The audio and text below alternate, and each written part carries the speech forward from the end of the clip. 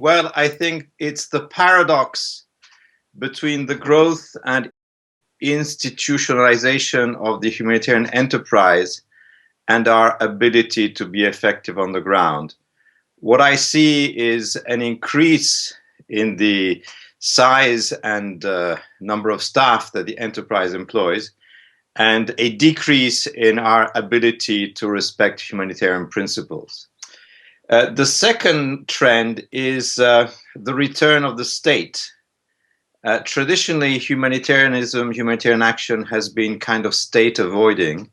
It grew in opposition to the state. And now we see the emergence of the state as an important player.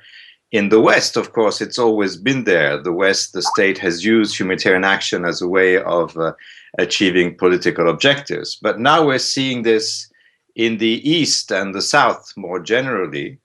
We see potentially much more robust and even aggressive states when it comes to accepting or receiving humanitarian action.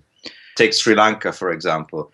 They will accept our assistance, but they will not necessarily be amenable to accepting our protection activities. So this is the second paradox, the paradox of assistance versus protection. I mean, the opportunities are there because, the enterprise has grown dramatically. It now moves something like $20 billion a year, probably with Syria in 2014 will reach $20 billion. So the institutions are there, but I think the institutions make it more difficult sometimes to cope with the difficult issues. When we were smaller and more nimble and more voluntary based rather than a big machine, sometimes the system could do things in the margins that it can no longer do today. So the challenge here is how to deal with growth, institutionalization, and at the same time not lose our humanitarian soul, not lose the ism in humanitarianism and the values that are associated with this. And again, when it comes to protection, this is a major challenge. I think we are seeing a very disturbing trend where protection is often seen as an afterthought, whether it's by the UN or whether by even mainstream humanitarian NGOs. You know, we are the people who have the can-do mentality and can deliver stuff, but when it comes to civilians and their right to be treated as civilians in places like Syria or Sri Lanka, then I think we have a huge challenge there. The second challenge, which is mainly, I think, is linked to the first, is the challenge of unity and diversity.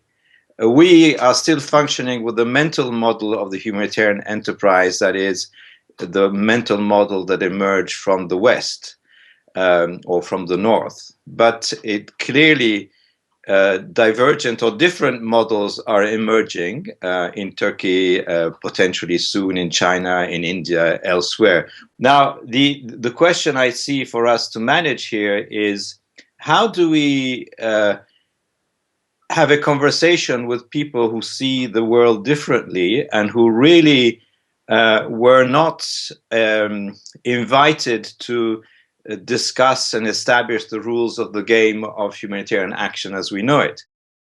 I think more diversity in the system and perhaps more challenges to the way in which we do our business. Now, I also wonder somehow whether we might not become more marginal, in the sense that the West has invested a lot in developing this enterprise, which served its purposes in terms of, to prevent crisis from spinning out of control.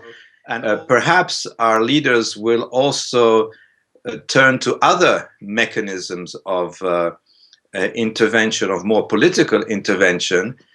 I'm not convinced that this love affair between Western donors and OCHA and the major UN and NGOs is going to continue very far into the future. And it may be a good thing if humanitarianism becomes a tighter and smaller community. But maybe I'm just dreaming here.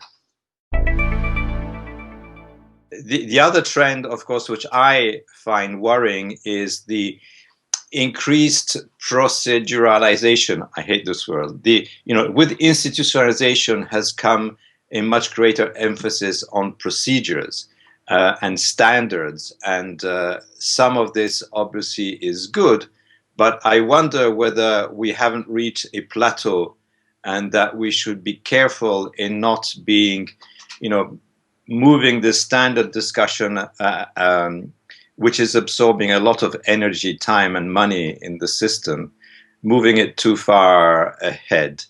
I think standards and procedures are good, but we also have to be mindful of the fact that they're good for us Western humanitarians. They may be perceived as barriers to entry for those who are not part of our club, who don't speak our language, who come from a different tradition. I think this is not just a question for Sphere, it's also a question for the other quality and accountability initiatives. There have been moments in the history of humanitarian action where there have been major reforms. If you think of Biafra, the emergence of MSF. If you think of Rwanda, then it's Sphere, HAP, People in Aid, etc.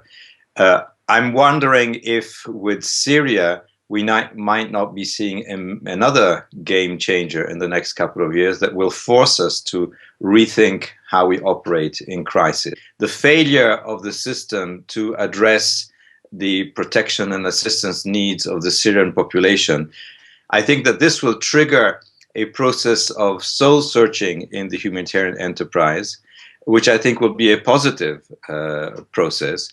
And perhaps it will lead to reform, not necessarily as concerns the Sphere project. I think Sphere is probably going to be around for the foreseeable future. But the issue is, if Syria is a failure, and I think many people would agree that it is, what do we do about it?